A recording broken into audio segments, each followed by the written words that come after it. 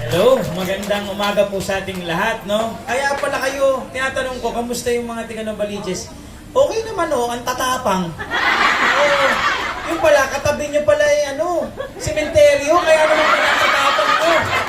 Oh, anyway, talaga pong, ako po ay talaga natutuwa na nandito po yung ating pong hindi na nga ako pogi sa paningin nyo eh. Napaka-pogi pala ng konsehal nyo dun eh.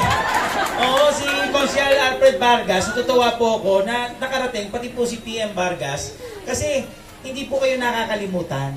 Marami pong relocati sa atin na galing sa iba-ibang bayan. Yun lang lagi po ang hinihiling ko sa kanila, na request ko, na pa naglipat po kayo ng tao dito sa aming bayan, please huwag nyo kalilimutan. Kasi po ang bayan namin at bayan natin, ay hindi naman ho ganun kumbaga ka-develop. Unti-unti pa lang po tayong nag-i-improve. Sabi ko nga po, pati yung hospital natin, ngayong July pa lang po tayong mag-groundbreaking. Diba?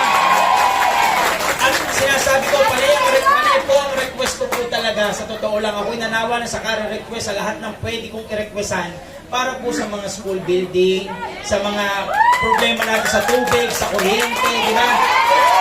Talaga po, talagang nahihirapan po talaga ang mga kababayan natin dito. Kaya po talagang ginagawa naman po namin lahat ng magagawa po namin. Humihingi lang kami lagi ng pangunawa. At talaga po, sabi ko sa inyo, ilang thousand po ang bahay dito na pinagsasama-sama sa Hyacinth, Parkstone, Cristo P, Naikview. More than 5,000 houses po yan.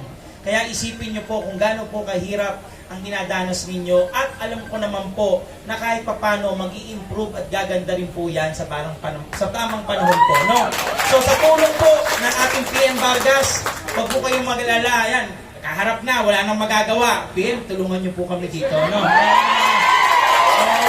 Baka itong ating mga taga-Novaliches ay, kumbaga, ultimo, magpapalagay din tayo ng libingan kasi sanay kayo sa doon namin kayo ilalagay. No. So, maraming salamat sa mga HOA.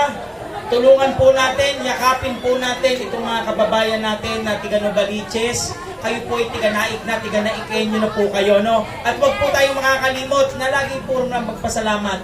Siyempre, kay Kong Alfred Vargas at kay PM Vargas, no? So, yun lang po. Maraming salamat. Pati po sa NLEX. Ang NLEX po, bago po kayo maglipat dito, marami po akong binigay sa kanila na kailangan nilang gawin para naman po mapadali at mapaano ang buhay nyo dito sa aming bayan, no? So maraming salamat sa family po ng NLEX, no? And maraming salamat po sa LGU ng Novaliches at Quezon City. Maraming salamat po at mabuhay po kayo.